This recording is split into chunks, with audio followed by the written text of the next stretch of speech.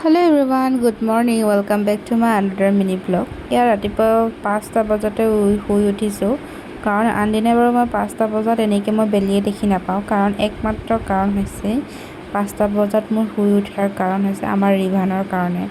কাৰণ 4টা বজাতে সি উঠিয়ে লয় আৰু এনেকৈ খেলি থাকে, দেখিছেনে? নুশুৱে, যিমান শুৱাবলৈ চেষ্টা কৰিলেও নুশুৱে।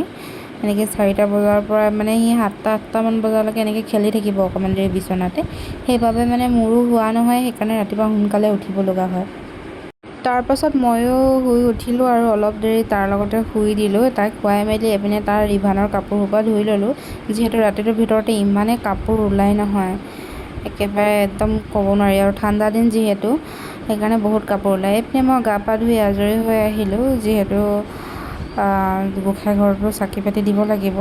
কাৰণ মোৰ গোটেই দিনটো মানে ৰিভানৰ লগত লাগি থাকোঁতে গুচি যায়, সেইকাৰণে সময়ে নাপাওঁ। উঠোঁতে মানে প্ৰায় মোৰ 10-11টামানে বাজি যায়, কাৰণ ৰাতি শুবলৈ নাপাওঁ। সি উঠি খেলি থাকিবলৈ বিচাৰে, খাবলৈ বিচাৰে। সেইবাবে এইপিনে গা পা ধুই মেলি আজৰি হৈ লৈছোঁ। এয়া আহিলোঁ মই গোঁসাই ঘৰত চাকি পাতি দিবলৈ কাৰণে। কাৰণ ৰাতিপুৱা বাৰু দেউতাই দিয়ে, দেউতাই বা মায়ে দি যায়। কাৰণ মোৰ দেৰি হয় বাবে মই দিবলৈ কেতিয়াবা পাওঁ, কেতিয়াবা নাপাওঁ। কাৰণ ৰিভানে বেছিকৈ আমনি কৰি দিলে মানে কেতিয়াবা মোৰ মানে বহুত লেট হৈ যায় গা পা ধোৱা মানে। সেইবাবে আজি সি শুই গ'ল কাৰণে মই ধুনীয়াকৈ চাকি পাতি দি ল'বলৈ পাৰিছোঁ। এয়া গোঁসাই ঘৰত চাকি পাতি দিও মোৰ হৈ গ'ল। এবাৰ তললৈ আহিলোঁ, মানে কিটচেনলৈ কিবা এটা খাওঁ বুলি কিনে। এইপিনে সকলোৱে খালে বাৰু, একেবাৰে শেষতহে মই খাম। কাৰণ মোৰ কাম বন কৰি মেলি আজৰি হওঁ মানে সকলো খাই বৈ উঠিয়েই।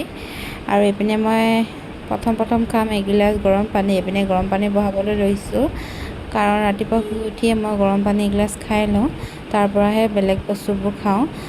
আৰু এইপিনে সকলোৱে নিজৰ নিজৰ কামত ব্যস্ত হৈ আছে। আৰু এইপিনে মই খাবলৈ লৈছোঁ ৰুটি আৰু ভাজি। এইপিনে আলু আৰু কেপচিকাম ভাজি, আৰু এইপিনে নেমু আচাৰ মায়ে বনোৱা। এইপিনে মই ধুনীয়াকৈ খাই লৈছোঁ। যিহেতু ৰাতিপুৱা আমাৰ সদায় ৰুটিয়ে খোৱা হয়, কাৰণ ভাত দুপৰীয়াহে খোৱা হয়, ভাত এটা টাইমহে খোৱা হয়। সেইকাৰণে ৰাতিপুৱা আমি অলপ পেট ভৰাকৈ কিবা এটা খাই লওঁ। এইফালে বাচন কেইটামানো আছিলে, ধুই ল'লোঁ। মানে থৈ দিয়া হৈছিলে খাই বৈ, ধুই মেলি আজৰি হৈ ল'লোঁ। আৰু এইপিনে দুপৰীয়া সাজৰ বাবে যোগাৰ কৰিবলৈ হ'ল। এইপিনে দেউতাই বজাৰৰ পৰা কি জানো আনি থৈছে, সেইকাৰণে চাই আছোঁ কিনো বনাওঁ আজি দুপৰীয়া সাজত। যিহেতু তিনিটিহে মানুহ, ভণ্টি বাৰু দিনত নাখায়, আমি দেউতা মা আৰু মইহে, কাৰণ হাজবেণ্ডটো নাথাকেই ঘৰত। আৰু এইপিনে মই কাপোৰকেইটা সলাই ল'লোঁ, যিহেতু কাম কৰিবলৈ মোৰ অলপ অসুবিধা হয় মেখেলা চাদৰ পিন্ধি। আৰু ঘৰত থাকি অলপ কমফৰ্টেবল হয় মানে নাইটিটো পিন্ধি ল'লে। আৰু এইপিনে ধুনীয়াকৈ নাইটি চাইটি পিন্ধি মেলি ল'লোঁ। তাৰপৰা ক'লে কি মায়ে টেঙা খাওঁ বুলি কিনে, কাৰণ বজাৰৰ পৰা আনি থৈছিলে দেউতাই।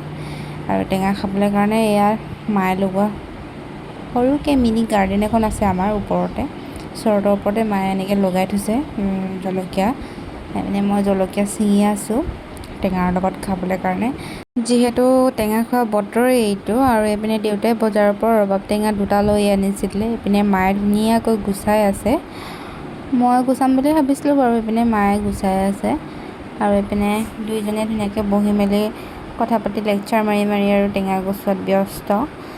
কাৰণ টেঙা বোলা বস্তুটো বাৰু লগে ভাগে খালে ভাল লাগে, কিন্তু আমাৰো বাৰু তেনেকৈ মানুহ নাই, ভণ্টি আৰু মায়ে খাব লাগিব, কাৰণ দেউতা গৈছে ছাইডলৈ।